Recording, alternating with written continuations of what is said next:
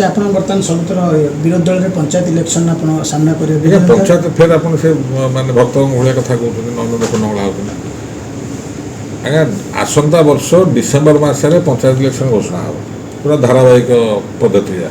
ଆଜି ହେଲା ଆପଣଙ୍କ 2025 ଅଗଷ୍ଟ ମାସ 18 ତାରିଖ। ଆପଣ ମୋତେ ପଚାରୁଛନ୍ତି ଆଗାମୀ ଡିସେମ୍ବର ମାସ ସୁଦ୍ଧା କ'ଣ ହେବ? ଏଇଟା ବାହୁଲ୍ୟ ନୁହଁ। କିନ୍ତୁ ଆପଣ କହୁଛନ୍ତି ଗ୍ରାସରୁଟ୍ ଲେଭେଲରେ ସଂଗଠନ ଠିକ୍ ଅଛି ଯେମିତି ଥିଲା। ଆମେ ଚାଲିଛୁ ଆମ ସଂଗଠନ। ଆଜ୍ଞା ସଂଗଠନ ଫେର କହିଛୁ, ଆପଣ ଫେର ବୁଲେଇକି ପଚାରୁଛୁ ସଂଗଠନ ଠିକ୍ ଥିଲା। ସଂଗଠନ ସବୁ କିଛି ଠିକ୍ ଥିଲା, ଆମେ ଇଲେକ୍ସନ ଜିତିକି ସରକାର ନଥାନ୍ତୁ। ଆକ୍ଚୁଆଲି ଆମ କିଛି ଭାଇମାନଙ୍କୁ ଛାଡ଼ି ଯାଇଛନ୍ତି, ଯିଏ ଯାଇଛନ୍ତି ଯିଏ ଅଛନ୍ତି ଯେଉଁ ଭାଇମାନେ, ଆମେ ତାଙ୍କୁ ନେଇ ସଂଗଠିତ ହେବୁ।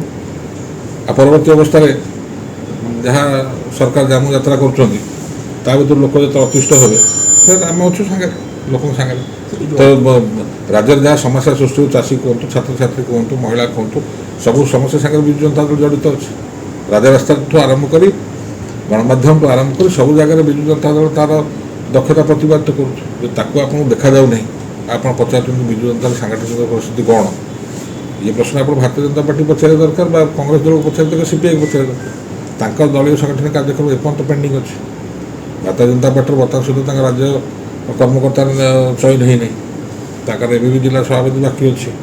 କଂଗ୍ରେସ ଦଳ ମୋଟେ ସେ ପ୍ରୋସେସ୍ ଆରମ୍ଭ ହୋଇନି ଏପର୍ଯ୍ୟନ୍ତ। କମ୍ୟୁନିଷ୍ଟ ଦଳ କ'ଣ କରୁଛନ୍ତି ଆମେ ଜାଣିନୁ। ଆମେ ସବୁ କଥା କରିସାରିଲା ପରେ ଆପଣ ବାରମ୍ବାର ଆମକୁ ପ୍ରଶ୍ନ ପଚାରିବା ପଛରେ ରହସ୍ୟ।